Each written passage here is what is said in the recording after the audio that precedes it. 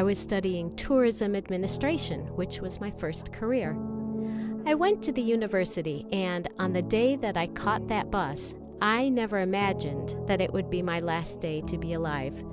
I never imagined that I would have an accident that day. Every day it was my routine to catch a bus to go to the university. So I do my daily routine at the university, take my classes, do my practical studies, and then return to my house. So that's what I did.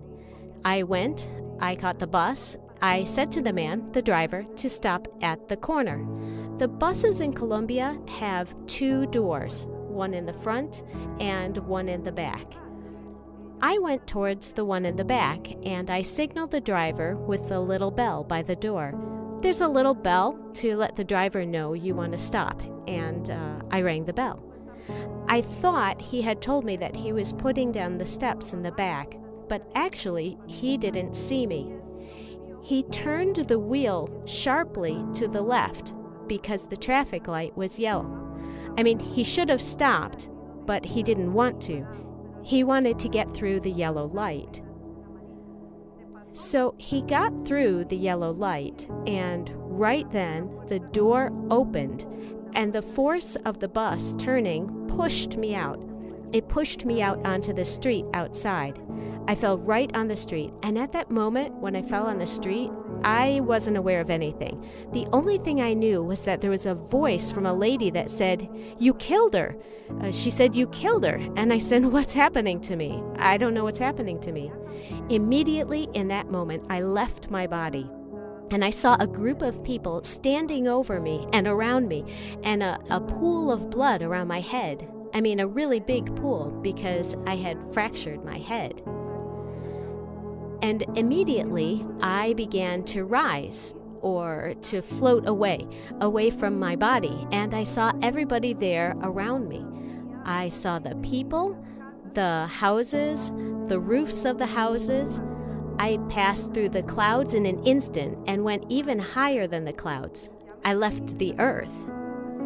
When I left the earth, I could see it. I could see the planets. I saw Jupiter and Saturn and even Mars. I saw the entire universe. It really rattled me because I didn't know what was happening to me. But I felt a good sensation. That is, it wasn't a bad sensation. I felt good, like my spirit was floating, and I didn't feel the heaviness of my flesh. It's kind of hard to explain, but that's how I felt when I left my body. Right away, I saw the entire universe. It was like in just milliseconds. Immediately, I went through a tunnel, and in the tunnel, there was no light. It was completely dark. It was as if I had entered a cave. It was a totally black cave. I couldn't even see the palms of my hands. I didn't see my body. I could tell that I was passing into another realm that I hadn't experienced when I was alive. And I said, "Am I alive or am I dead?" I touched the palms of my hand, and my fingers went right through my hand, as if it were transparent. My hand went out through the other side, and I knew there was no flesh. I didn't touch actual flesh. So I said, "Am I dead, or what's happened to me?" Right then, I felt a presence, voices behind me. They began to make fun of me. They began to laugh at me and say nasty things about me. They said, "You're a bad person. You're just the worst, and you deserve to be here." So I said, "Who are you?" But they didn't say anything to me. They just laughed. They said, "Ha, ha, ha," and they made fun of me again and again, and they laughed at me. And they kept coming closer to me. I tried to hear these presences or spirits because I was very afraid. It felt like they were monsters.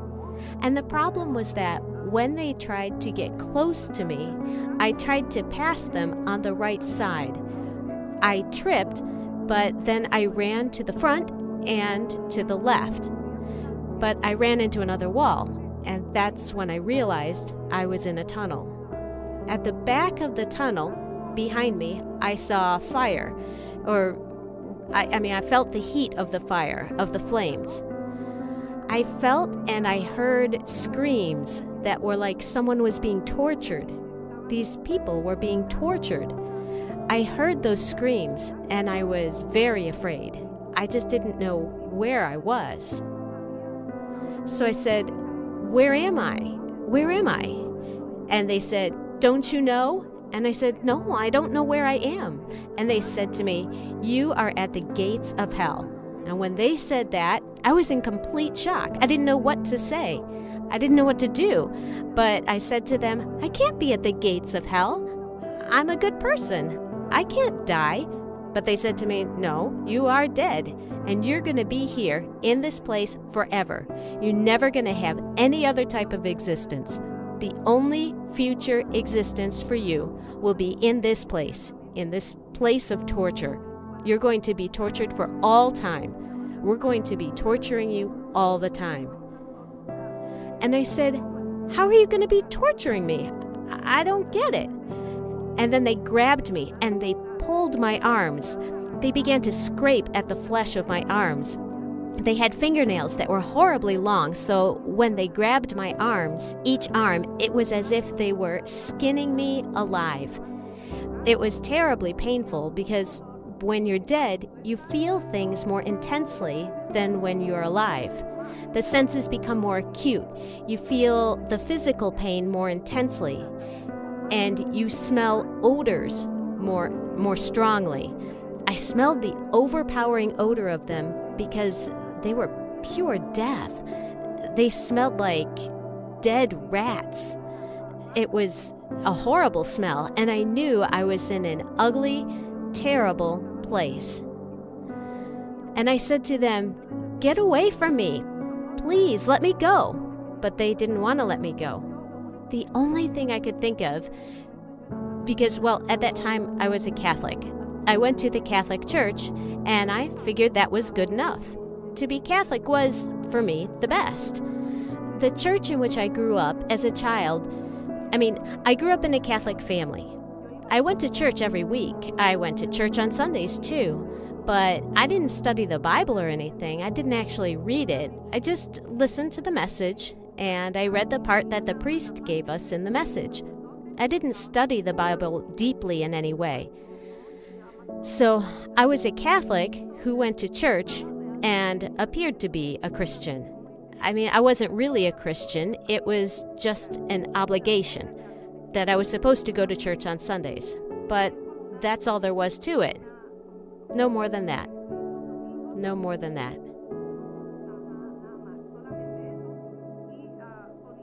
Now, my house was full of statues. I had the Virgin Mary. I had Saint Teresa, Saint Martin of the Poor, Saint Gregory. And my mom, well, she died when I was very young. She had an illness, and she was always praying to the saints, hoping that they would cure her of her disease, which she had in her leg. She had a lot of statues of Saint Gregory, who was supposedly a doctor or something like that. We idolized the saints, supposed saints. We idolized them a lot. And the most important of all was the Virgin Mary.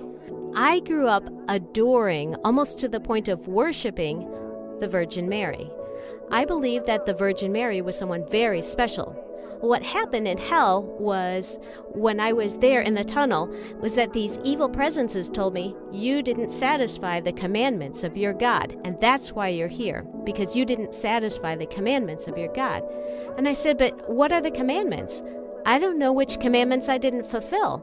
Why do I deserve hell if I haven't killed, I haven't stolen, I haven't engaged in fornication or anything?"